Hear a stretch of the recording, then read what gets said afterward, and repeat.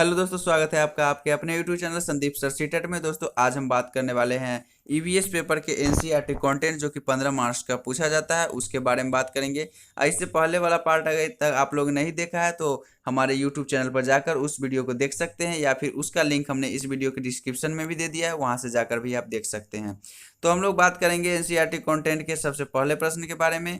तो पहला प्रश्न आपके सामने है, अल बरूनी किस देश से आया था? जी हाँ दोस्तों, अल बरूनी किस देश से आया था? सीटेट के लिए बहुत ही इंपॉर्टेंट क्वेश्चन है दोस्तों, हर सेट में हर साल अक्सर देखने को मिल जाता है। तो दोस्तों अल बरूनी उज्बेकिस्तान से आया था। जी हाँ दोस्तों, अल बरूनी उज्बेकिस्तान से आया था। इसके बारे में महत्वपूर्ण तथ्य है यह है कि इसे भारतीय इतिहास का पहला जानकार भी कहा जाता है। जी हाँ दोस्तों, भारतीय इतिहास का पहला जानकार भी अल बरूनी को कहा जाता है। साथ ही इसकी एक पुस्तक थी, इसका नाम किताब उल हिंद था। जी हाँ, किताब उल हिंद इसी के अल बरूनी का भी पुस्तक था। इससे ऐसा भी प्रश्न पूछा जा सकता है एग्जाम में। उसके बाद बात करते हैं नेक्स्ट प्रश्न के बारे में।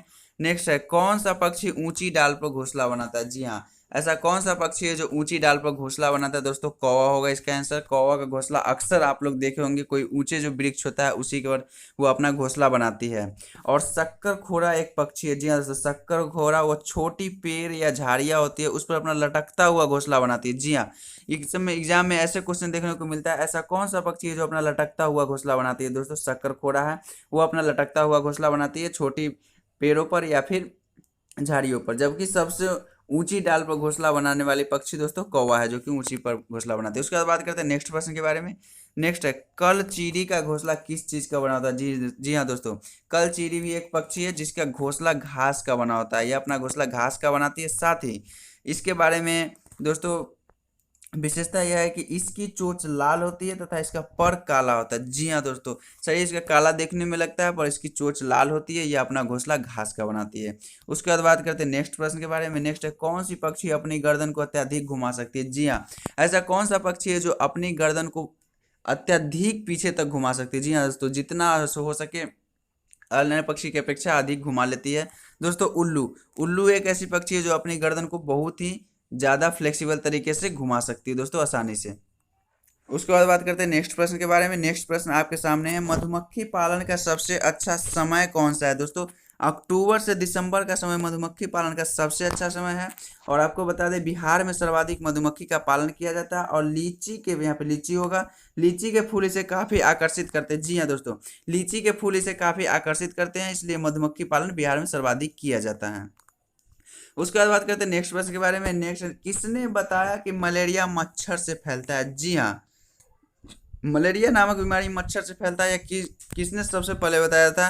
दोस्तों रोनाल्ड रॉस। जी हाँ, रोनाल्ड रॉस थे, वो मधुमक्खी मलेरिया मच्छर से फैलता है इसके बारे में सबसे पहले जानकारी दिए थे। इसके लिए चिकित्सा का नोबेल प्राइज उन्हें 1902 ईस्वी में मिला था। जी हाँ, चिकित्सा का नोबेल प्राइज उनको मिला था, दिया गया था 1902 ईस्वी में नोबेल प्राइज। दोस्तों उन्होंने सर्वप्रथम बताया था कि मलेरिया मच्छर से फैलता है। उसके बाद बात करते हैं नेक्स्ट प्रश्न के बारे में। तो नेक्स्ट प्रश्न आपके सामने है, कौन सा पौधा कीड़े मकोड़ों को तथा छोटे चूहों को अपने अंदर फंसाकर खा जाता है? जी हाँ दोस्तों, यहाँ पे होगा खा जाता है। कौन सा पौधा अपने कीड़े मकोड़े तथा छोटे चूहों को अपने अंदर फंसाकर खा जाता है? दोस्तों नेफेंथिस। जी हाँ, नेफेंथिस पौधा, इसको घटपर्णी भी कहा जाता है, जो कि आप लोग एग्जाम में अक्सर देखने को मिल जाता है। जी हाँ दोस्तों, घटपर्णी पौधा भी इसे कहा जाता है। यह मेघालय में सर्वाधिक पाया जाता है। यह पौधा आसपास जितने भी कीड़े मकोड़े तथा छोटे चूहे होते हैं उसको अपने अंदर फंसाकर और खा जाती है। उसके बाद बात करते हैं नेक्स्ट प्रश्न के बारे में। तो नेक्स्ट प्रश्न है, प्रिज्म की क्या विशेषता है? जी हाँ दोस्तों, प्रिज्म 9th 10th में आप लोगों को पढ़ने को मिलता है दोस्तों। यह किताब प्रिज्म किसे कहते हैं? तो दोस्तों प्रिज्म की विशेषता है, यह प्रकाश को 7 रंगों में विघटित कर देती है। जी हाँ, प्रिज्म के एक छोर से अगर श्वेत प्रकाश डाला जाता है, उसके एक किरण डाला जाता है, तो प्रिज्म के उस पार वह 7 रंगों में विघटित होकर निकलती है, जो कि प्रकाश के श्वेत रंग का 7 विघटित रंग है। उसके बाद दोस्तों अगला प्रश्न है, एनीमिया में किस चीज की कमी होती है? जी हाँ, एनीमिया नामक बीमारी होती है, उसमें किस चीज की कमी होती है? दोस्तों आयरन। आयरन की कमी से एनीमिया नामक बीमारी हो जाती है। इसकी पूर्ति के लिए अक्सर डॉक्टर पालक, हरी सब्जी, गुड़, ये सब खाने को बोलता है दोस्तों आंवला। इसलिए एनीमिया की आयरन कमी के कारण होती है, इसकी पूर्ति के लिए आंवला, हरी सब्जी, गुड़ ये इत्यादि खाया जाता है। उसके बाद बात करते हैं नेक्स्ट प्रश्न के बारे में। नेक्स्ट है खेजड़ी वृक्ष कहाँ पाया जाता है। यह भी बहुत ही इंपॉर्टेंट है, सीटेट के एग्जाम में अक्सर देखने को मिलता है दोस्तों। खेजड़ी वृक्ष रेगिस्तानी इलाका में सर्वाधिक पाया जाता है, और हमारे भारत में राजस्थान में सर्वाधिक रेगिस्तानी इलाका पाया है दोस्तों, इसलिए खेजड़ी वृक्ष रेगिस्तानी इलाका में पाया जाता है। यह क्वेश्चन देखने को मिल जाता है। और दोस्तों आपको बता दें, अगर अभी तक आपने हमारे यूट्यूब चैनल को सब्सक्राइब नहीं किया है तो लाल बटन दबाकर यूट्यूब चैनल को सब्सक्राइब करें, साथ ही बेल आइकन जरूर दबा लें ताकि जो भी अपडेट आए उसका नोटिफिकेशन सबसे पहले आप तक पहुंचे। साथ ही वीडियो को ज़्यादा से शेयर तथा लाइक करें। अब बात करते हैं नेक्स्ट प्रश्न के बारे में। नेक्स्ट है कांसा किस धातु का मिश्रण है। जी हाँ, कांसा किस धातु का मिश्रण है दोस्तों। तांबा और टीन के मिश्रण कांसा है। यह प्रश्न सीटेट के एग्जाम में बार बार पूछा जाता है, बहुत ही इंपॉर्टेंट है यह प्रश्न है दोस्तों। कांसा, तांबा और टीन का मिश्रण है। उसके बाद बात करते हैं ग्रीन हाउस गैस कौन सी है। जी हाँ, ग्रीन हाउस गैस अक्सर सुनने को मिलता है ग्रीन हाउस गैस के बारे में। तो कौन कौन सी गैस ग्रीन हाउस है दोस्तों। कार्बन डाइऑक्साइड, मीथेन, ये सब इत्यादि ग्रीन हाउस गैसें हैं। उसके बाद बात करते हैं नेक्स्ट प्रश्न की, ताजमहल के पीले होने का क्या कारण है। जी हाँ, ताजमहल आपको पता है संगमरमर का बना श्वेत कलर का है, परंतु धीरे धीरे यह थोड़ा थोड़ा पीला पड़ते जा रहा है। इसका क्या कारण। Sulphur dioxide. जी हाँ, अम्लीय वर्षा होती है जिसमें सल्फर डाइऑक्साइड की मात्रा का अत्यधिक होता है, जिसके कारण ताजमहल का रंग फीका पड़ रहा है, धीरे धीरे पीला हो रही है। उसके बाद बात करते हैं नेक्स्ट प्रश्न के बारे में। नेक्स्ट है मनुष्य के पर में अमाशय रस कैसी होती है दोस्तों। मनुष्य की पेट होगा, मनुष्य के पेट में अमाशय रस कैसी होती है। तो अमाशय रस दोस्तों अम्लीय प्रकृति की होती है, जो कि मनुष्य के पेट में पाचक क्रिया में अत्यधिक सहायक होती है। उसके बाद बात करते हैं नेक्स्ट प्रश्न के बारे में। अहमदाबाद से केरल के बीच यात्रा करने में किस पर्वत के सुरंग को पार करना पड़ता है। जी हाँ दोस्तों, पर्वत को सुरंग को पार करना पड़ता है। अहमदाबाद से अगर केरल के बीच यात्रा किया जाए ट्रेन से, तो कई पर्वत के बीच से सुरंग निकलती है जिसको पार करके जाना पड़ता है। तो वो विंध्याचल पर्वत। जी हाँ दोस्तों, विंध्याचल पर्वत का वो सुरंग होता है जिससे पार करके अहमदाबाद से केरल जाया जाता है। उसके बाद बात करते हैं नेक्स्ट प्रश्न के बारे में। कुडुक कहाँ की लोगों की राजभाषा है। जी हाँ, कुडुक कहाँ के लोगों की राजभाषा है। तो दोस्तों झारखंड, झारखंड के लोगों की राजभाषा कुडुक है। अब बात करते हैं नेक्स्ट प्रश्न के बारे में। नेक्स्ट प्रश्न है ब्रेल लिपि कितने बिंदुओं पर आधारित है दोस्तों। तो ब्रेल लिपि 6 बिंदुओं पर आधारित है। इसका आविष्कार लुईस ब्रेल ने किया था।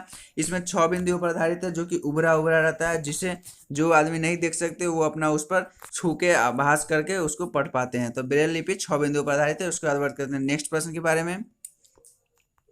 नेक्स्ट, टूटता तारा किसे कहते हैं। जी हाँ, अक्सर आसमान में तारा टूटता दिखाई देता है, जिसे कहते हैं हम लोग कि तारा टूट रहा है। वो क्या होता है दोस्तों। वह एक उल्का पिंड होता है। जी हाँ दोस्तों, वह एक उल्का पिंड होता है जिसका वायुमंडल में आग लग जाती है, जो कि जब वहाँ से उल्का पिंड गिरता है तो जब वो वायुमंडल में प्रवेश करता है तो घर्षण के कारण उसमें आग लग जाती है, और इसके कारण वह जलते रहता है और चमक चमक उठता है, जिसको टूटता तारा कहा जाता है अक्सर दोस्तों। उसके बाद बात करते हैं नेक्स्ट प्रश्न के बारे में। नेक्स्ट है नींबू नमकीन पानी में क्यों तैरता है जबकि साधारण पानी में डूब जाता है। जी हाँ, नींबू को अगर आप नमकीन पानी में रखिएगा जो कि खारा पानी है तो उसको ऊपर तैरने लगता है, जबकि अगर साधारण पानी में रखने पर वो नीचे डूब जाता है। ऐसा क्यों होता है।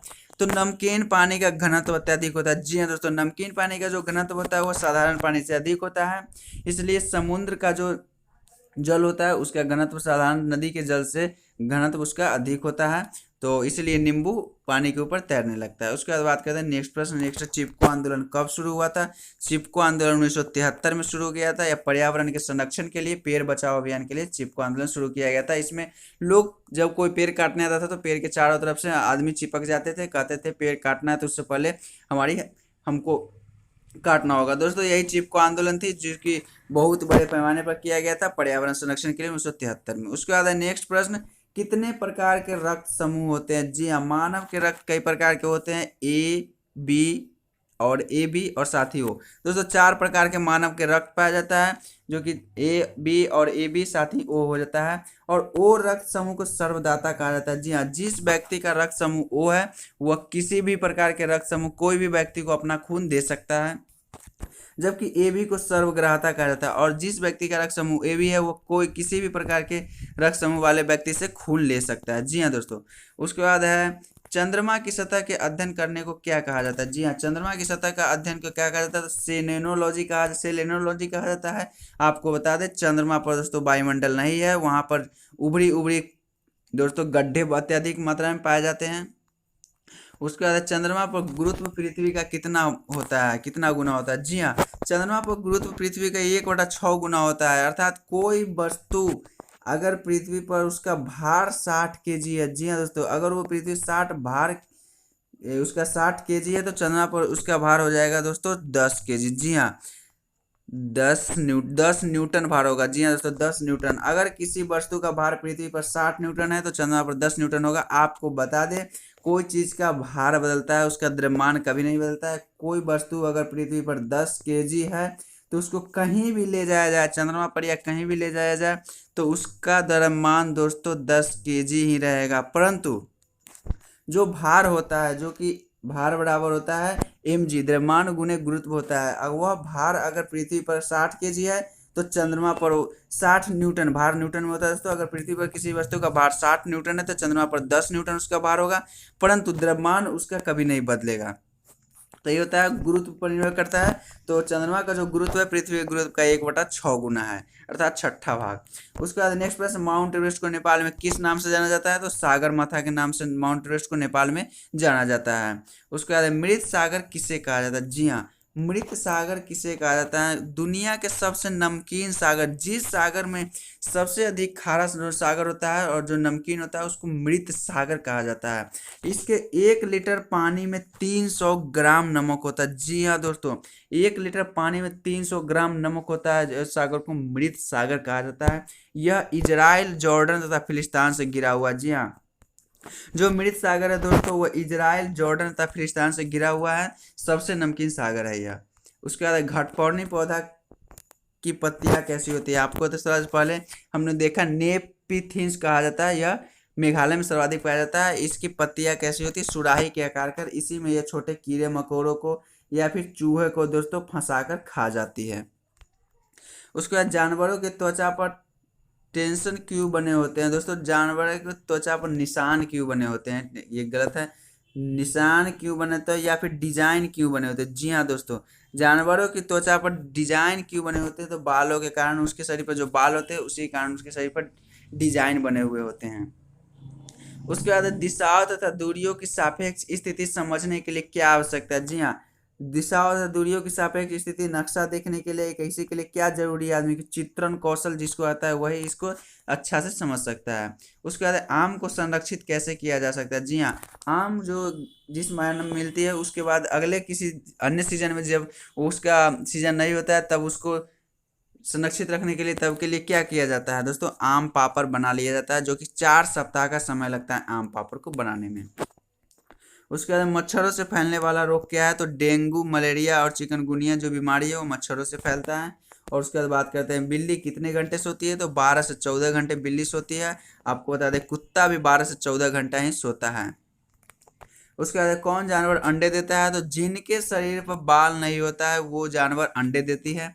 जैसे, और इन जानवरों की विशेषता है कि इनके बाहरी कान नहीं होते। जी हाँ, जिन जानवरों के बाहरी कान नहीं होते हैं उनके शरीर पर बाल नहीं होता है, और जिनके शरीर पर बाल नहीं होता है वो अंडे देती है। तो यही है।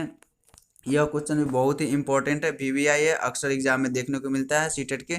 उसके बाद बात करते हैं नेक्स्ट है, मधुबनी चित्रकला में चित्रकार कैसा रंग का प्रयोग करता है? तो दोस्तों, आपको बता दें, मधुबनी चित्रकला जो कि बहुत ही प्रसिद्ध है, बिहार के मधुबनी से यह चित्रकला प्रसिद्ध है दोस्तों। हल्दी, केले के पत्ते और पीसे हुए चावल के रंगीन घोल से मधुबनी चित्रकला में इसका उपयोग किया जाता है। साथ ही पीपल का जो दोस्तों छाल होता है उसका भी प्रयोग किया जाता है। उसके बाद नेक्स्ट, हाथी कितने घंटे सोती है? जी हाँ, हाथी कितने घंटे सोती है? तो 2 से 4 घंटे हाथी सोती है। और आपको बता दें, एक दिन में यह 100 किलो से भी अधिक पत्तियां और झाड़ियां खा जाती है दोस्तों। और इसके 3 महीने के बच्चे का भी वजन 3 क्विंटल का होता है हाथी के। तो आज की यही थी बहुत ही इंपॉर्टेंट और महत्वपूर्ण प्रश्न थी, आप लोग इसको नोट कर लीजिएगा। और इसका पीडीएफ आपको हमारे टेलीग्राम चैनल पर मिल जाएगा। क्रैक 2020 सीटेट आप ज्वाइन कर सकते हैं हमारे टेलीग्राम चैनल, वहाँ पे इसका पे आपको पीडीएफ मिल जाएगा। और इसमें कुछ दोस्तों जो कुछ प्रश्नों में सही से नहीं टाइप किया गया है, कुछ गलत है, उसका भी आप लोग उसका भी करेक्शन करके दे दिया जाएगा। तो यही थी आज की बहुत ही इंपॉर्टेंट क्वेश्चन। अगर आप लोगों ने अभी तक हमारे चैनल को सब्सक्राइब नहीं किया है तो सब्सक्राइब कर ले, साथ ही बेल आइकन जरूर दबा लें।